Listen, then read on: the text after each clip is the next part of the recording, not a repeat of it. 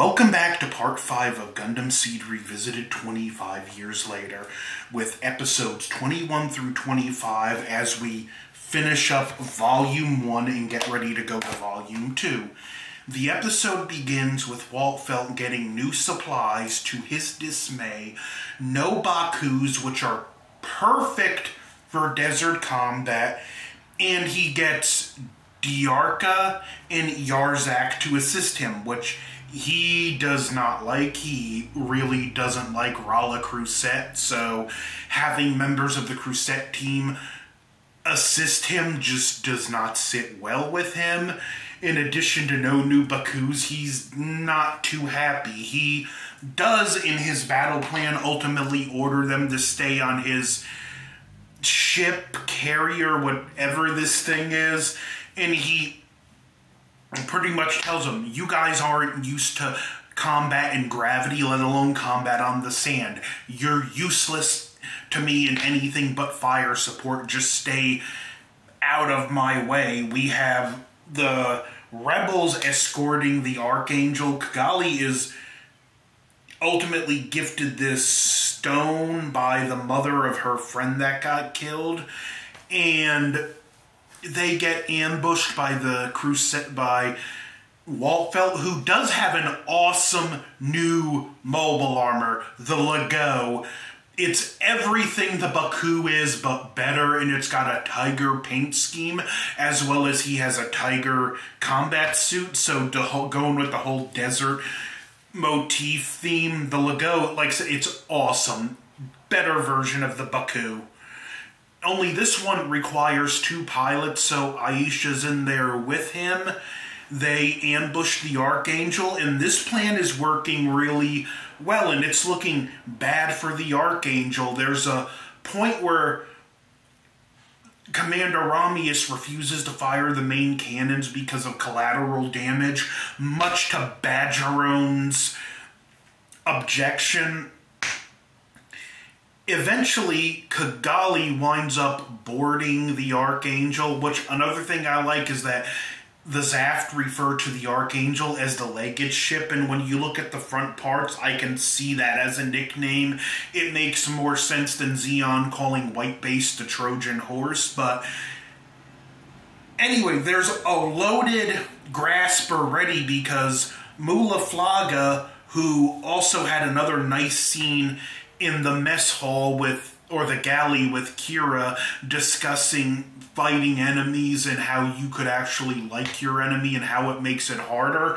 But he orders one Grasper loaded with one striker pack and another loaded with another striker pack.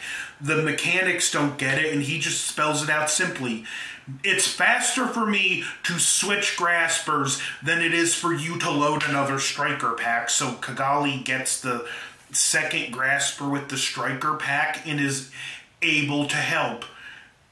We have our decisive battle with Kira and Walt Felt, and Kira can't do much to assist the Archangel because he's busy with Walt Felt. He does eventually get the upper hand, and it doesn't look like it ends well for Walt Felt and Aisha.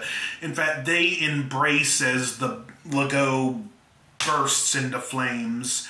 A great moment, a poignant, bleak moment in the series, and something that goes on to affect Kira. Gee, it would be an awful shame if they did something stupid and undid it without a good explanation later on in the series. Get off of there. Never mind. The next episode, before that too, we see that Yarka and Diarzak, it's true, not only could they not handle combat in gravity, but they were not prepared to fight on the sand, and they just get embarrassed. The next episode, they go over the ocean, and this is a nice touch I like, where Ramius gives the crew special permission, because she knows a lot of them grew up in space and never seen the ocean, that she's allowing off-duty crew member to go on the deck of the ship and see the ocean, and we get some nice scene with different reactions to it. We get a real nice moment with Kigali and Kira where Kigali legitimately comforts him without manipulation. Unfortunately, Flay just happened to be lurking in the shadows, and she interrupts the moment and just quadruples down of her manipulation of Kira, leaving Kigali to get annoyed and leave.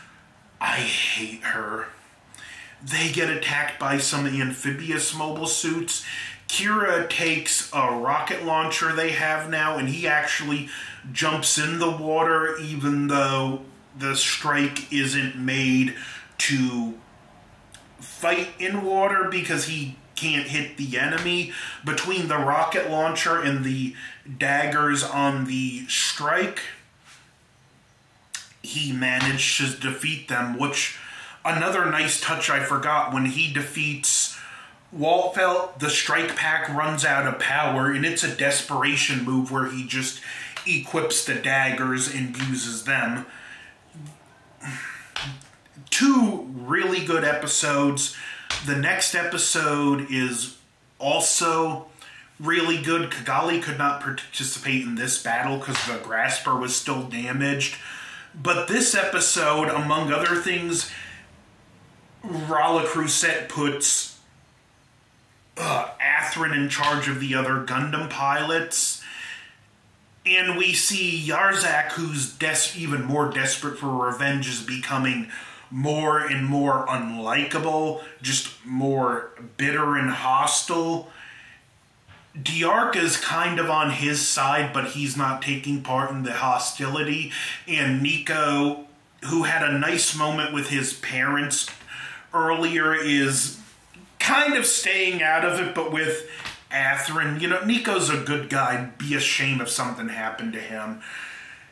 While this is going on, there's another amphibious battle. This time we do have the 2 Graspers, and they're being used to attack submarines. Kira goes in the water again, only this time he takes the sword pack, because even without the energy on the blade for the sword, it can still be used as an actual sword.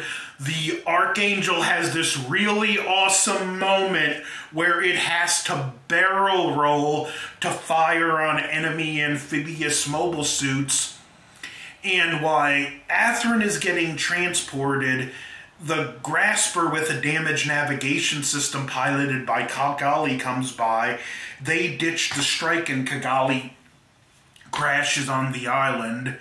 And then we get maybe the best episode on this disc, where it's Kigali stranded on an island with Athrun, and she does try to kill him. There's the hostility, but they also take time to get to know each other.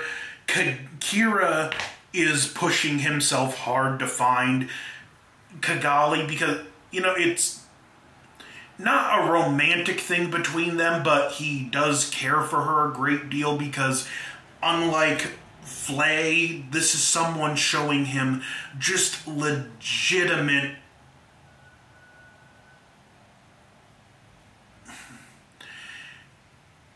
legitimate comfort and support without manipulation, without expecting anything. And even Mulaflaga, look, you need your rest as much as everyone else.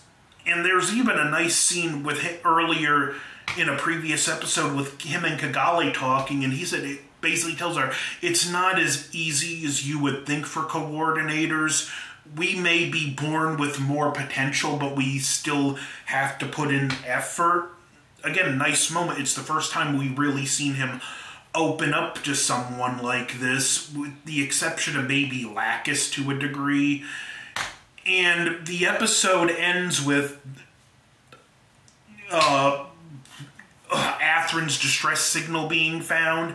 Him and Kigali go their separate ways, and Kigali gives him her name. And it's just a nice moment parted. We see these two characters do have a great chemistry together. The next episode begins with the Archangel under attack by Athrun in the Gundam team. We get to see the Blitz Gundam in one episode do the same pose that's been reused several times. But what we see here, despite the fact, yeah, they're outnumbered, the Archangel is taking major damage, but we see that Kira's skills have progressed, and at this point he's just above and beyond Nico, Yarzak, and Diarca, to the point where, like, he absolutely embarrasses Yarzak, who already has it out for him in this episode. And one nice thing, he still has the scar. There is medical treatment that can fix the scar, but Walt felt when he meets him very quickly reads the room, and he's like, you know, some people keep scars as a sign of honor, but others, it's a reminder of their humiliation, and that's exactly why Yarzak is keeping it. Now they're getting close to Orb, which is a neutral nation not involved in the war, and they're pretty much telling both sides, we're going to open fire on you if you do not turn away. Kigali gets on the bridge, gets on the radio, and it turns out her daughter is the ruler. I mean, not her daughter, her father is the ruler of Orb, and they don't initially seem to take her help, but there's some chicanery going on, and basically they bring the Archangel in separately after making it look like they're firing on it, and they just, like, we'll give you repairs in exchange for combat data from the strike and letting Kira work with us for a while. Kigali is taken off by someone with the family and forced to dress more like a princess instead of a soldier. And, you know, Athrun knows, like, yeah, they 100% have the Archangel, but we can't launch an act of aggression on a neutral nation without proof. Him and, like, we do have more just of the how unlikable Yarzak is becoming, and Athrun's like, but yet we'll sneak in there covertly and get the proof ourselves. Some other stuff going on throughout these episodes. Mula Flaga has become more flirty with Ramius, to the point in this episode where he, like, gives her a friendly pat on the shoulder. And there's a scene where it's played for laughs, and, like, I don't think she means it, but she's like, you know that's harassment, right? And he's like, oh, is it really? It was a fun moment between them. I'm really starting to enjoy the chemistry between these two characters. There's a blowout with Badgerone the Badger, who's like, you're going to go through with this? Well, when we get to Alaska, I'm adding this to my list of complaints about you. I hate her too. She's not as bad as Flay, but I can't stand Badgerone. The episode ends with the Gundam team sneaking to Orb through some insider help. And the preview for the next episode shows that we're getting a third Clips episode! 3 kills! That being said, these 5 episodes were really good to excellent. I thoroughly enjoyed every episode. The island episode, because it was a real character piece, is probably my favorite. The action was great throughout. The way we see strategy more actively used in these episodes, it was just a lot of fun. Now, it's time to buckle up and see if the second half is as bad as people make it out to be. I'm probably going to find it somewhere in between. The truth is, the first half is just super strong, and any second half would have a hard time building on it. Now, what I really can't wait for is to see the Freedom in action again. I remember it being an absolute beast in combat. But I also remember this is where Kira becomes more unrelatable, but that's not necessarily a bad thing.